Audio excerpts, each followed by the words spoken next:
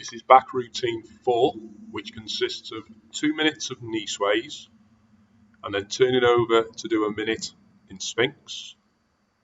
Coming up onto the hands and knees to do some cat movements. We'll do 5 each way. And then just dropping back and spending a minute or so in child pose.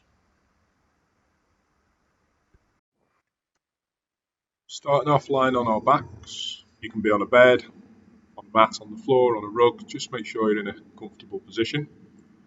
I'm going to slide the feet in. I'm going to do 2 minutes of knee sways side to side. So just gently allow the knees to drop to one side, drawing them back up, and allow them to drop to the other side. And then keep that movement going, just flowing gently from side to side. If you feel any pain during the movement, then perhaps be a little bit less vigorous or don't go quite so far. The aim of the movement as the knees are dropping from side to side is to feel that pelvis moving, so we're getting a little bit of rotation into the lower back, into the lumbar spine.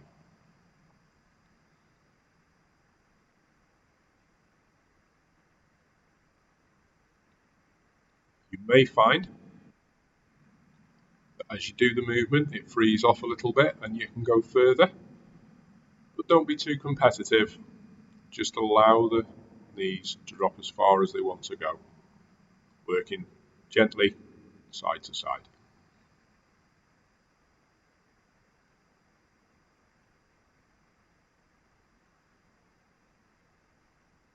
And we'll keep going for another 30 seconds. If you do feel fatigued or sore, then by all means stop a little bit early.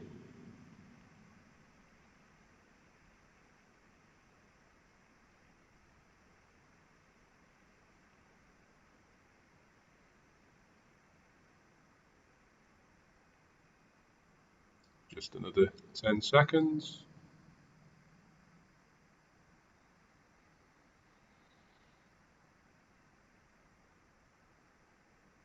Then allowing the knees to settle back in that central position in the middle. And then we're going to turn over and come onto the elbows in a Sphinx position.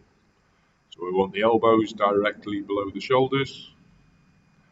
We're going to gently draw the shoulders back to open the chest. And again, we're going to stay here for a minute. If it hurts into the lower back, just relax off and come a little bit lower down. And if it feels okay, you can draw those shoulders back a little bit further to feel a stronger stretch. But keep the neck neutral, so we don't want to throw the head back.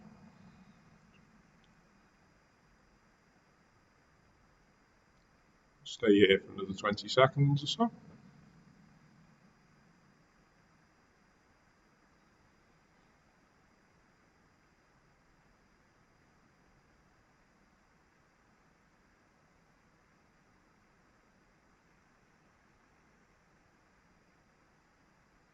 And then we're going to allow this position to relax. Just drop down. And then put the hands below the shoulders. And we're going to push up onto our hands and knees so we can do our cat movement, or cat cow, happy cat, sad cat. It comes through a few different names. So we'll start off, we're going to arch the back all the way up, so tucking the tail between the legs. And then we're going to arch the back the other way, creating a bowl and pointing that tail high up and towards the sky. Do that 4 more times. Arching the back upwards. Make sure you're breathing while you're doing it. Arching downwards. Tail points high. So you can see my head moves with the movement as well. Arching upwards. Back arches up. Drops a little. Arch downwards, tail comes high, head draws back up. We'll do 2 more each way.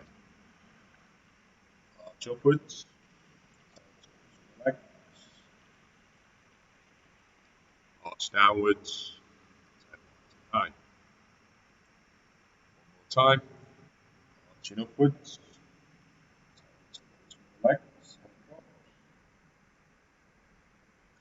arching downwards, tail points high, head comes back, and then just allow the back to settle in its normal position.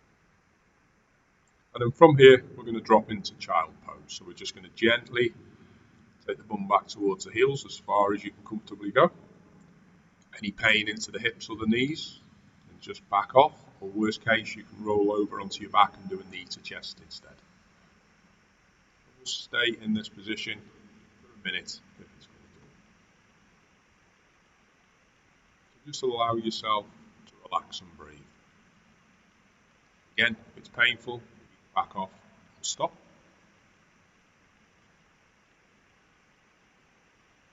If you're quite stiff going into this position, you may find as you relax and breathe that you sink in a little bit deeper. But don't try and force it, just let the breath do the work for you.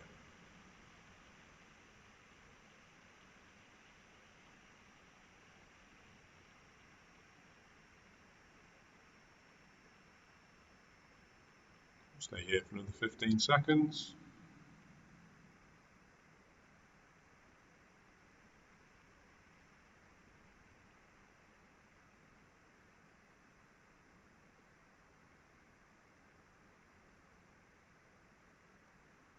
And then just slowly draw yourself back up to the hands and knees. Be aware of any dizziness. And then just gently come round into a seated position.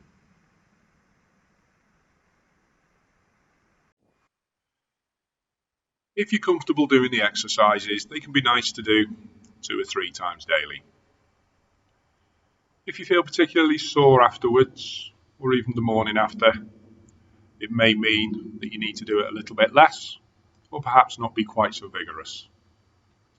If they feel particularly therapeutic and you're not getting a huge amount of after pain or stiffness, then you can build up to doing them 5 times a day. But it isn't a case of no pain, no gain. It's important to stay within your comfort zone and just find that edge of comfort, which hopefully will make that comfort zone a little bit bigger, but without causing undue pain. Any questions, just let me know. Give me a ring or a text.